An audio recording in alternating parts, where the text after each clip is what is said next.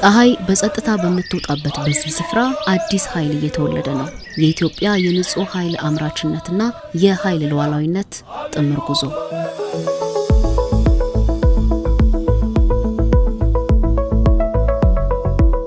በ1.3 ሚሊዮን ካሬ ሜትር ላይ ያረፈው ከ52 በላይ አምራቾችን ያቀፈው የሐዋሳ ኢንዱስትሪ ፓርክ የኢትዮጵያ የንጹህ ኃይል የሚቀመርበት አዲስ ማዕከል ሆኗል።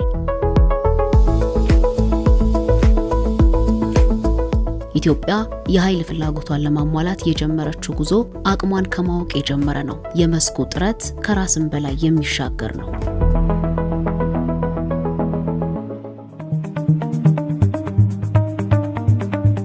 ጠቅላይ ሚኒስትር ዶክተር አብይ አህመድ በቪየትናም ይፋዊ ጉብኝታቸው በታዳሽ ኃይል ዓለም አቀፍ ስምና ዝና ካላቸው ተቋማት መካከል አንዱ የሆነውን የቶዮ የሶላር ማምረቻን ጎብኝተው ነበር። ይህም ከኢትዮጵያ የኃይል ዘርፍ ፖሊሲ ጋር የተስማማ ስራን ለመስራት እንቅስቃሴን አስቀድማ ለጀመረችው ሀገር ትልቅ ስኬት ነው። ክሊን ኤነርጂ ፖሊሲያችን ነው። እነዚያ ክሊን ኤነርጂ ግን ዳይቨርሲፋይ ሆኖ ካልሰፉ በቀር የኤነርጂ ፍላጎቶቻችን አናሟላ። የኤነርጂ ፍላጎታችን ካልተሟላ ደግሞ የምናስበው የተቀላጠፈ ኤክስፖርት እና ንግድ ስርዓት አይፈጠርም። ለዚህ አይነንም ኩባንያ በቅርቡ ወደ ኢትዮጵያ ጋብዘን ነበር። የጀማመራቸው ስራዎች አሉ። የዛሬው ጉብኝታችን ዋነኛ ዓላማ ሁለት ነገር ላይ እንሰሩ ነው። አንደኛ በኢትዮጵያ ውስጥ በዚህ ደረጃ አውቶሜትድ የሆነ ሮቦቲክስ የሆነ ከፍተኛ ማምረት አቅም ያለው ፕላንት ፈጥረው ፋብሪካ ተክለው ኤክስፖርት ማድረግ እንችላለን ነው። ሶላር ፓናሉ ማለት ነው። ሁለተኛው ግን ሶላሩን አምርተን መሸጥ ብቻ ሳይሆን የሶላር ኢነርጂ ኢትዮጵያ ውስጥ እንዲያመርቱ ማድረግ ነው። የስኬታማ የዲፕሎማሲ ጉዞ እንደ ቶዮ የሶላር ማምረቻ ያሉ ዓለም አቀፍ ግዙፍ አምራቾች ከእስያ ወደ አፍሪካ መግቢያ በር ወደ ሆነችው ኢትዮጵያ ፊታቸውን እንዲያዞሩ አድርጓቸዋል።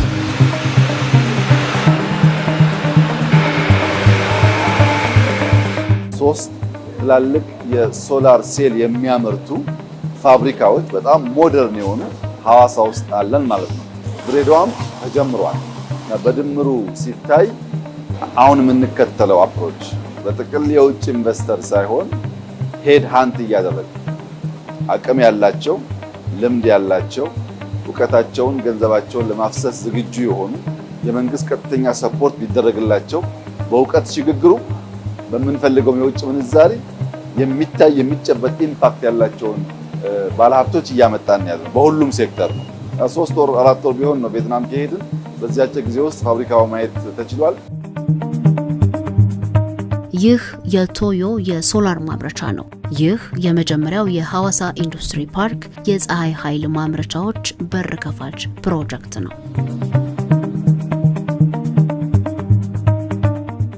ኢትዮጵያን ወደ አዲስ ምዕራፍ ያሻገረው ፋብሪካው በ170 ሚሊዮን ዶላር ኢንቨስትመንት የተቋቋመ ነው። ይህ ግዙፍና ዘመናዊ የሶላር ማምረቻ 1600 የስራ ዕድሎችን ፈጥሯል።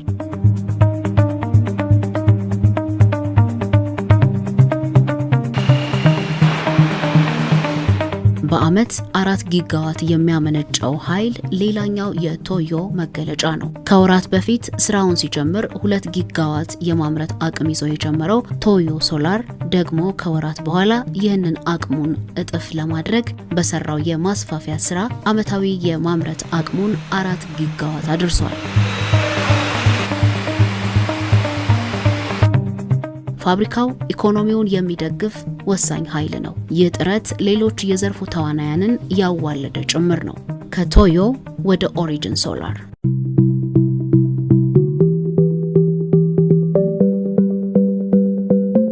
የቴክኖሎጂና የጥራት ምሳሌ ለመሆን የሚደረግ ትጋት በዚያው ፓርክ ሌላኛው ማዕዘን ላይ ይገኛል።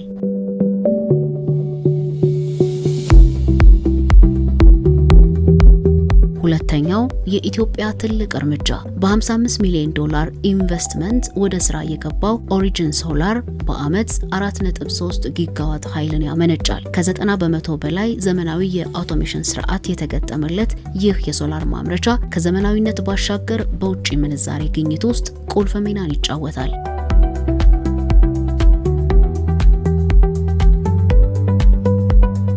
ተጨባጭ ለውጥን በሚፈጥሩ ኢንቨስትመንቶችና በትጉሃን እጆች የኢትዮጵያ ዛሬና ነገ በሐዋሳ ሰማይ ስር እየተሰራ ይገኛል።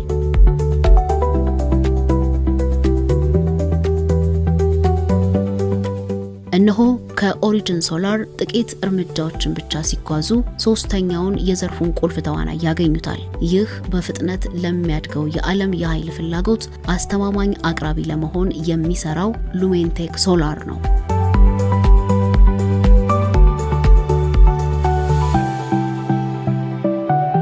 $100 ሚሊዮን ኢንቨስትመንት፣ 1550 የሥራ ዕድሎች፣ 3 ጊጋዋት ዓመታዊ ምርት ከሌላኛው የታዳሽ ኃይል አምራች በኢትዮጵያ።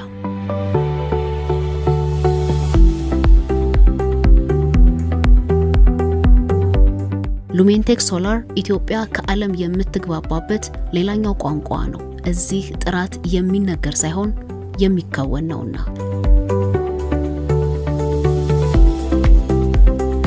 እነዚህ 3 አዳዲስ የሶላር ማምረቻዎች በአመት ከ11.3 ጊጋዋት በላይ ንጹህ ኃይል የሚያመርቱ ተደማሪ አቅሞች ናቸው። በጥቅሉ ከ3ቱ የሐዋሳ ኢንዱስትሪ ፓርክ የሶላር አምራቾች ለኢትዮጵያ የኤክስፖርት ገቢ መፍጠር የሚያስችል አቅም ተፈጥሯል።